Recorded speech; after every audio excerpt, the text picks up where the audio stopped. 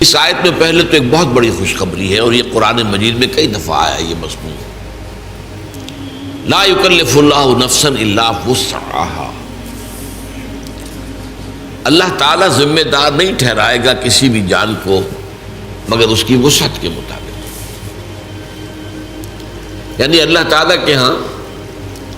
سب کا حساب برابر نہیں ہوگا، حساب ہوگا اس صلاحیت، اس قدرت، اس طاقت کے حساب سے جو اللہ نے اسے دی ہے۔ اگر کسی کی وسعت کم ہے محاسبہ بھی ہلکا ہوگا، اگر وسعت زیادہ ہے، صلاحیت زیادہ ہے، ذہانت زیادہ ہے، جسمانی قدرت زیادہ ہے، قوت زیادہ ہے، تو اتنا ہی سخت حساب ہوگی۔ یہ بہت بڑی خوشخبری ہے، یعنی وہ جو دنیا کا قانون ہوتا ہے وہ یہ نہیں دیکھتا، اس نے چوری کی ہے سزا ملے گی، اب کس حال میں چوری کی ہے، کیا کیا ہے، کیا مجبوری تھی، دنیا کا قانون نہیں دیکھ سکتا اس کو۔ اللہ کا معاملہ یہ نہیں، ہر شخص کو جو بھی اس کے اندر وسعت ہے اور وہ اللہ جانتا ہے۔ کسی شخص میں صرف 20 سیر بوجھ اٹھانے کی اللہ نے قوت رکھی تھی، اس نے 15 سیر بھی اٹھا لیا تو اللہ کامیاب قرار دے دے گا، اور جس میں من بھر کی صلاحیت رکھی تھی اس نے 20 سیر بھی اٹھا لیا تو ناکام ہو گئے۔ اگر صلاحیت نہیں ہے تو دنیا میں بھی کامیابی نہیں ہونی چاہیے، دنیا میں تو آپ آگے سے آگے جا رہے ہیں، اور دین کے لیے یہ کہہ دیں میرے اندر صلاحیت نہیں، یہ دھوکہ ہے۔ تو اللہ جانتا ہے کس میں کتنی صلاحیت رکھی، اس کے حساب سے ہوگا معاملہ، اپنی امکانی حد تک آدمی کر گزرے بس۔ اللہ تعالیٰ کے اللہ کو معلوم ہے حساب کتنا ہے، کتنا لینا ہے، کیا ہم نے دیا تھا، کتنی قوت، کتنی ذہانت، کتنی صلاحیت کتنی ہم نے دی تھی۔ لیکن اس شیطان کے دھوپے نہیں آنا چاہیے، بلکہ یہ دیکھا جائے گا اگر آپ دنیا میں کامیاب ہیں، آپ کی تجارت جو ہے پروان چڑھ رہی ہے، پھل پھول رہی ہے، یا اور آپ اپنے پیشے کے اندر ترقی کر رہے ہیں دن بدن، تو ظاہر بات ہے کہ صلاحیت ہے۔ اب اپنے آپ کو بری ٹھہرا دینا یہ کہہ کر کے میرے اندر تو صلاحیت نہیں ہے، یہ غلط ہے، یہ دھوکہ ہے، یہ نفس کا دھوکہ ہے، شیطان کا دھوکہ ہے۔ تاہم قاعدہ اپنی جگہ یہی ہے، لا یکلف اللہ نفسا الا وسعها لہا ما کسبت وعلیہا ما اکتسبت۔ یہ لہا اور علیہا،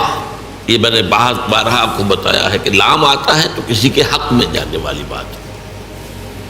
اور علی آ جائے تو کسی کے خلاف جانے والی بات۔ القرآن حجت لک او علیک، قرآن یا تو حجت اور دلیل ہے تمہارے حق میں یا تمہارے خلاف، اس پر چلو گے، اس پر عمل کرو گے تو وہ تمہارے حق میں گواہی دینے والا ہوگا، اللہ سے سفارش کرے گا تمہاری، اور اگر تم اس کے خلاف چلو گے تو وہ حجت بن جائے گا، دیکھو یہ ہم نے بتا دیا تھا کہ نہیں تمہیں، اب وہ تمہارے خلاف دلیل بن جائے گا۔ القرآن حجت لک او علیک، یہی بات یہاں فرمائی، لہا ما کسبت وعلیہا ما اکتسبت، ہر نفس کے لیے، ہر جان کے لیے ہے وہی کچھ جو اس نے کمائی کی ہے، اور اسی پر وبال آئے گا اس کا جس کی کہ اس نے گناہ کی کمائی کی۔ یعنی یہ کہ لا تزر وازرۃ وزر اخری،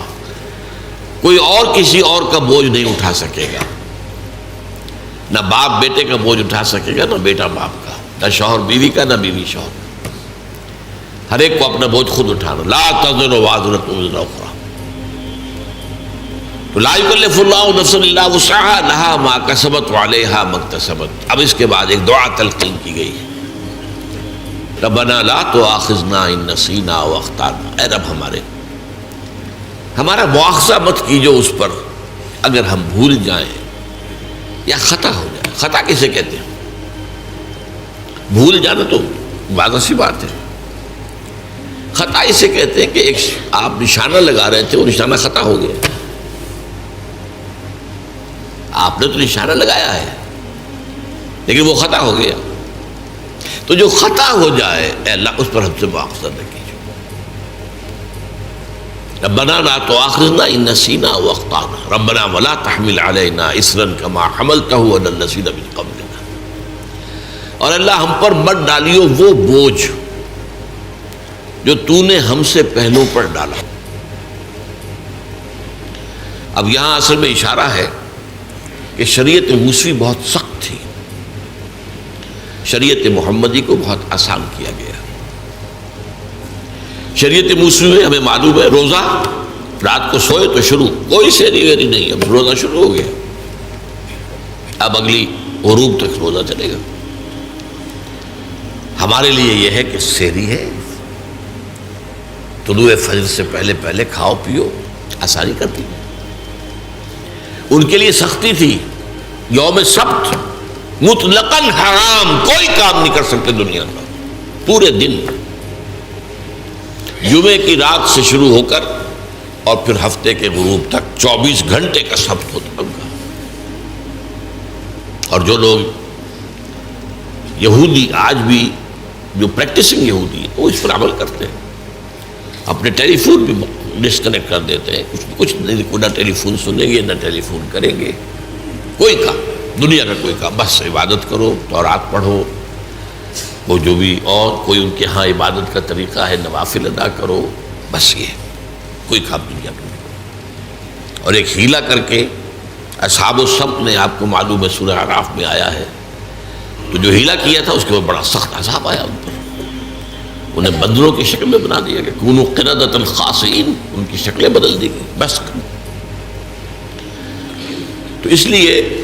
شریعت موسوی بہت سخت تھی، شریعت محمدی میں آسانیاں کی گئی.